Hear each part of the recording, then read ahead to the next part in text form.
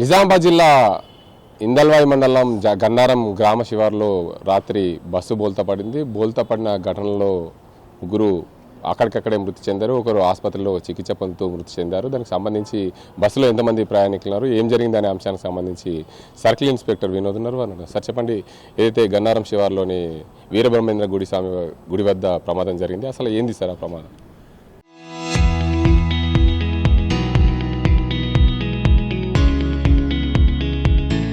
గత రాత్రి 2:30 ప్రాంతం లోపల ఈ కురానా ట్రావెల్స్కి సంబంధించి వెహికల్ MP13P 3888 అనే వెహికల్, దాని యొక్క డ్రైవరు అతివేగంగా అజాగ్రత్తగా నడపడం వలన ఈ గన్నారం దగ్గరికి వచ్చేసరికి అతను బండి మొత్తం లెఫ్ట్ సైడ్ వెళ్ళిపోయింది. వెళ్ళిపోయి పక్కన ఉన్నటువంటి రాయికి తాకి బండి కింద పడిపోవడం జరిగింది. ఇటు ఘటనలో ముగ్గురు అక్కడే చనిపోయారు. ఒక అతను ట్రీట్మెంట్ తీసుకుంటే నిజామాబాద్ హాస్పిటల్లో చనిపోవడం జరిగింది. ఈ బస్సు హైదరాబాద్ నుంచి అకోలా వెళ్తుంది. సో దీనికి సంబంధించి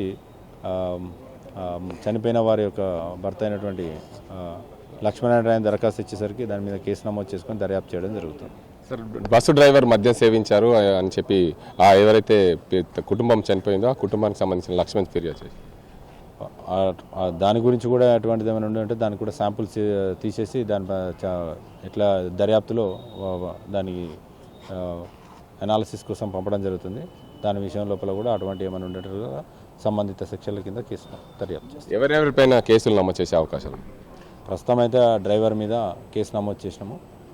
ఫర్దర్గా దర్యాప్తులో ఇంకెవరిదైనా ఇన్వాల్వ్మెంట్ ఉండేదంటే వాళ్ళ మీద కూడా చేస్తాం. బస్సు ఓనర్ పైన ఏమన్నా చర్యలు తీసుకునే అవకాశాలు ఉన్నాయా? బస్సు పాత బస్సు అని అంటున్నారు. అదంతా కూడా దర్యాప్తులో మేము తెలుసుకుంటాము. ఒకవేళ అటువంటి ఏమైనా వయోలేషన్స్ అవి ఏమైనా ఉంటే కూడా దాని ప్రకారం చర్య తీసుకుంటాం.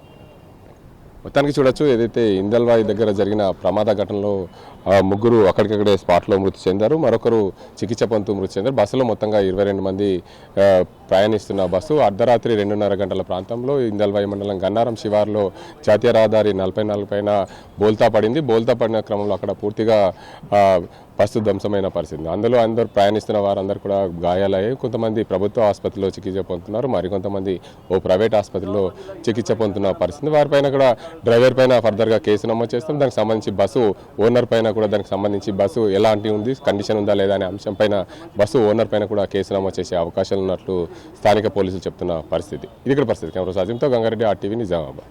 చరిత్ర సృష్టించినోడు ఇప్పుడు ఆ చరిత్రని తిరగరాయబోతున్నాడు. అబద్ధాల గోడల్ని బద్దలు కొట్టి నిజాలను రాగా మీ ముందుంచబోతున్నాడు. నిజమైన వార్తల కోసం వెంటనే డౌన్లోడ్ చేసుకోండి రా యాప్ని.